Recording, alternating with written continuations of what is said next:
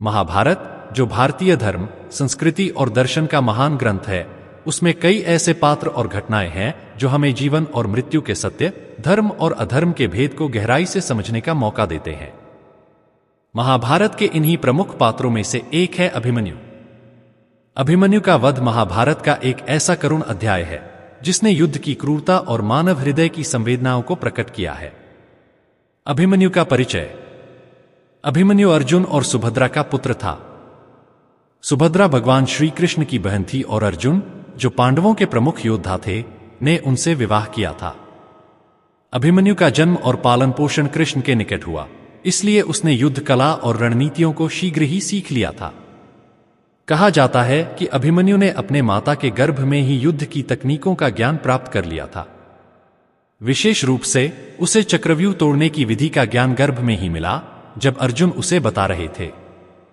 हालांकि वह केवल चक्रव्यूह के अंदर प्रवेश करने की विधि जानता था, लेकिन बाहर निकलने का ज्ञान अधूरा रह गया था।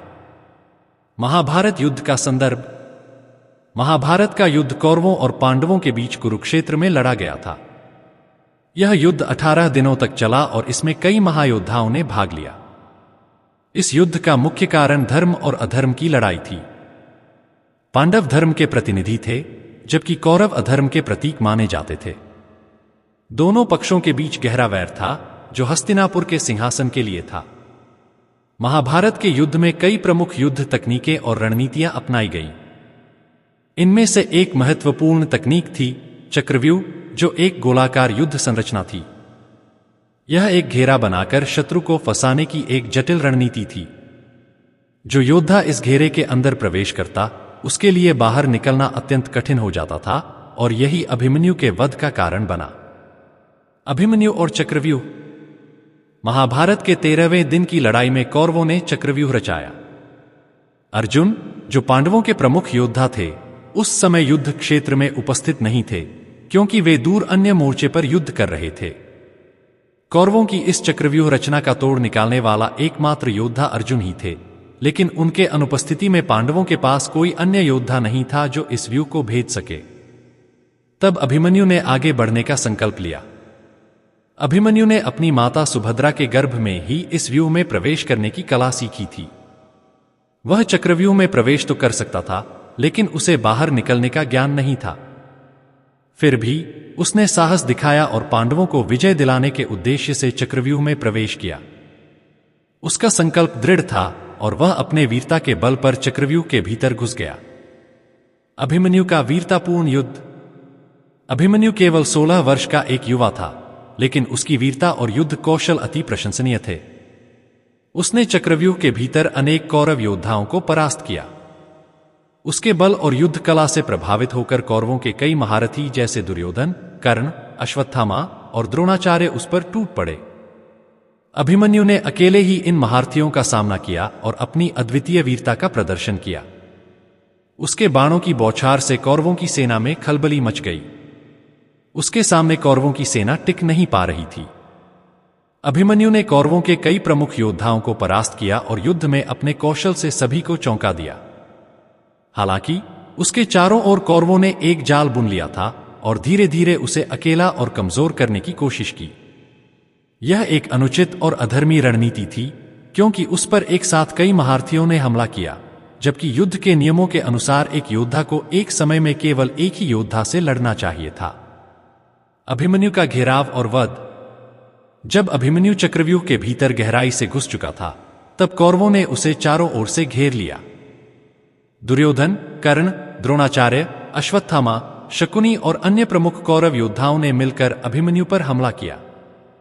यह एक अनुचित लड़ाई थी, क्योंकि एक अकेला योद्धा, चाहे वह कितना भी पराक्रमी क्यों न हो, इतने सारे महारथियों का सामना नहीं कर सकता था।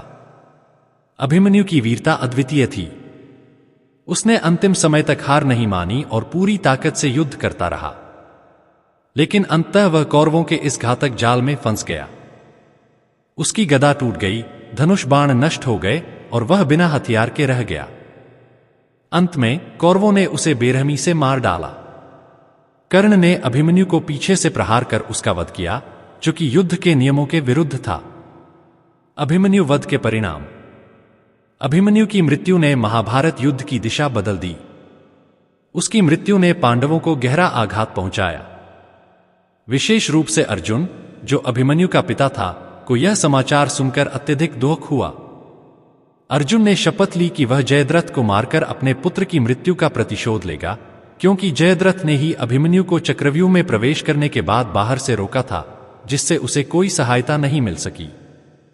अभिमन्यु की मृत्यु से पांडवों और कौरवों के बीच की शत्रुता और बढ़ गई। उसकी वीरता और बलिदान ने युद्ध के अंतर्गत धर्म और अधर्म की गहरी रेखाएं खींच दी। पांडवों के लिए अभिमन्यु की मृत्यु एक ऐसा बिंदु थी जहां से उनके दिलों में प्रतिशोध की अग्नि भड़क उठी और उन्होंने युद्ध को एक नए दृष्टिकोण से लड़ना शुरू किया। अभिमन्यु की वीरता का महत्व। अभिमन्यु का वध न केवल महाभारत की कथा का एक महत्वपूर्ण मोड़ है, बल्कि यह धर्म और अधर्म के बीच की लड़ाई को भी उजागर करता है। उसकी वीरता, बलिदान और युद्ध कौशल एक आदर्श प्रस्तुत करते हैं। वह एक युवा योद्धा था जिसने न केवल अपने परिवार बल्कि पूरे समाज के लिए एक आदर्श प्रस्तुत किया। अभिमन्यु ने यह सिद्ध किया कि सच्चा योद्धा वह होता है जो धर्म और सत्य के मार्ग पर चलते हुए अपने कर्तव्यों का पालन करता है, भले ही परिणाम कुछ भी हो। महाभारत में अभिमन्यु का वध यह भी दर्शाता है कि युद्ध केवल भौतिक विजय की ही नहीं, बल्कि आत्मिक और नैतिक पराजय की भी गाथा है। अभिमन्यु की मृत्यु ने यह सिद्ध कर दिया कि अधर्म और छल से की गई विजय स्थायी नहीं होती और अंततः धर्म की ही विजय होती है। उसकी वीरता और बलिदान सदियों तक याद किए जाते रहेंगे। निष्कर्ष। अभिमन्यु वध महाभारत के सबसे करुण और महत्वपूर्ण अध्यायों में से एक है। यह अध्याय न केवल युद्ध की क्रूरता को दर्शाता है, बल्कि यह भी दिखाता है कि कैसे एक युवा योद्धा ने अपने कर्तव्यों का पालन करते हुए अपने जीवन का बलिदान दिया। अभिमन्यु की मृत्यु ने पांडवों को गहरा आघात पहुंचाया, लेकिन उसकी वीरता ने उन्हें युद्ध में अंतिम विजय की ओर प्रेरित किया। उसकी कथा आज भी प्रेरणा का स्रोत है, जो हमें यह सिखाती है कि सच्ची वीरता धर्म और सत्य के मार्ग पर चलते हुए अपने कर्तव्यों का पालन करना है। घटोत्कच महाभारत के महत्वपूर्ण पात्रों में से एक थे। वे भीम और राक्षसी हिडिंबा के पुत्र थे। घटोत्कच का जन्म एक विशेष परिस्थिति में हुआ था, जब भीम ने हिडिंबा नामक राक्षसी से विवाह किया था। हिडिंबा ने अपनी राक्षसी प्रवृत्तियों को त्याग कर भीम के साथ एक नया जीवन शुरू किया था और उन्हीं के पुत्र घटोत्कच थे। उनके पास असाधारण शारीरिक शक्ति और दिव्य शक्ति थी, जो उनकी राक्षसी वंश से प्राप्त थी। घटोत्कच को विशेष रूप से उनकी अद्भुत युद्ध कौशल, शक्ति और जादुई शक्तियों के लिए जाना जाता था। उन्हें अपनी माता से अनेक मायावी शक्तियां प्राप्त हुई थीं। इन शक्तियों के माध्यम से वह शत्रु को भ्रमित कर सकते थे और असंभव प्रतीत होने वाली स्थितियों में भी विजय प्राप्त कर सकते थे। इस प्रकार घटोत्कच कौरव पांडव युद्ध में एक महत्वपूर्ण सेनानी थे, खासकर रात के युद्धों में। घटोत्कच की भूमिका महाभारत युद्ध में। महाभारत का युद्ध कौरवों और पांडवों के बीच हुआ था, जो कौरवों के राजा दुर्योधन और पांडवों के सबसे बड़े भाई युधिष्ठिर के बीच विवाद से उत्पन्न हुआ था। इस युद्ध में घटोत्कच ने पांडवों की तरफ से युद्ध किया और कौरवों के खिलाफ अपनी मायावी शक्तियों का उपयोग किया। घटोत्कच की भूमिका विशेष रूप से तब महत्वपूर्ण हो गई जब रात का युद्ध हुआ। राक्षसों को रात में अधिक शक्तिशाली माना जाता है और घटोत्कच ने इस अवसर का भरपूर लाभ उठाया। वह अपनी मायावी शक्तियों से कौरवों के सैनिकों को भ्रमित कर देते थे और बड़े पैमाने पर विनाश कर रहे थे। दुर्योधन और उसकी सेना घटोत्कच के आतंक से भयभीत हो गए थे, क्योंकि उनके पास ऐसा कोई योद्धा नहीं था जो घटोत्कच की शक्ति का सामना कर सके। घटोत्कच और कर्ण का सामना। घटोत्कच की मृत्यु का सबसे महत्वपूर्ण कारण कर्ण था। कर्ण, जो कौरवों की तरफ से युद्ध कर रहे थे, के पास इंद्र द्वारा दिया गया एक विशेष अस्त्र था जिसे शक्ति कहा जाता था। यह अस्त्र केवल एक बार उपयोग किया जा सकता था और कर्ण इसे अर्जुन को मारने के लिए बचाकर रख रहे थे। कर्ण और अर्जुन के बीच की दुश्मनी महाभारत के प्रमुख प्रसंगों में से एक थी, क्योंकि कर्ण को यह ज्ञात था कि वह अर्जुन से श्रेष्ठ योद्धा है और उसे मारने का एकमात्र अवसर इसी अस्त्र के माध्यम से मिल सकता है। लेकिन जब घटोत्कच ने रात के युद्ध में कौरवों की सेना पर भारी विनाश करना शुरू किया, तो दुर्योधन ने कर्ण से मदद की गुहार लगाई। दुर्योधन जानता था कि यदि घटोत्कच को रोका नहीं गया तो पांडवों की जीत निश्चित हो जाएगी। कर्ण के पास कोई और उपाय नहीं था इसलिए उन्होंने अपना शक्ति अस्त्र घटोत्कच पर चला दिया। घटोत्कच की वीर गति। जब कर्ण ने शक्ति अस्त्र चलाया तो घटोत्कच ने अपनी शक्तियों का पूरा उपयोग किया और मरने से पहले भी कौरवों की सेना को भारी नुकसान पहुंचाया। यह घटना घटोत्कच की वीरता और समर्पण को दर्शाती है। उन्होंने अपने प्राणों की आहुति देकर पांडवों को एक बड़ी विजय दिलाने में मदद की। घटोत्कच ने अपने प्राण त्यागते समय यह सुनिश्चित किया कि उनकी मृत्यु भी कौरवों के लिए एक विनाशकारी घटना बने।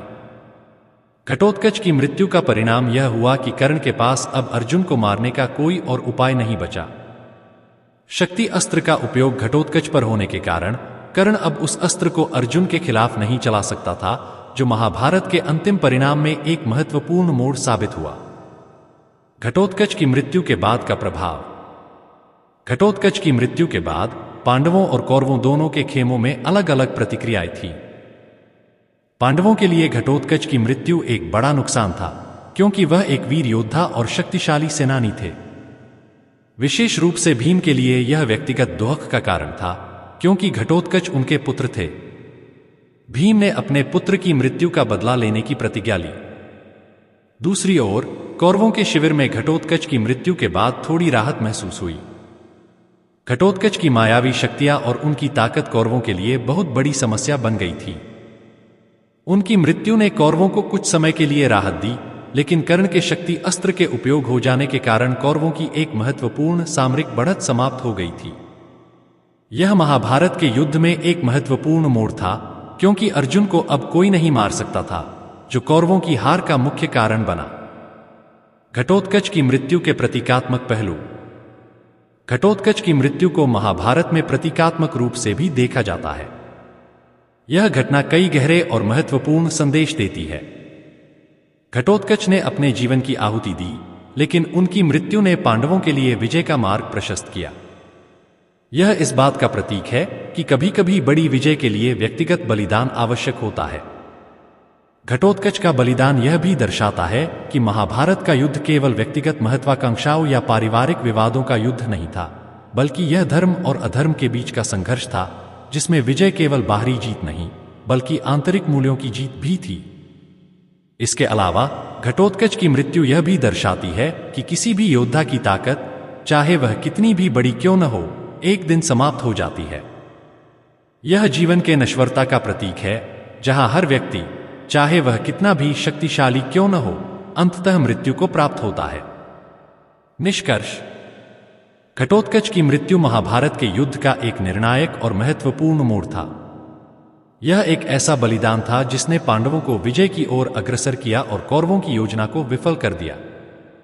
घटोत्कच की वीरता, शक्ति और उनके बलिदान की कहानी महाभारत में एक महत्वपूर्ण अध्याय है, जो यह सिखाती है कि युद्ध में केवल शारीरिक ताकत ही महत्वपूर्ण नहीं होती, बल्कि आत्मसमर्पण, बलिदान और धर्म के प्रति निष्ठा भी महत्वपूर्ण होती है।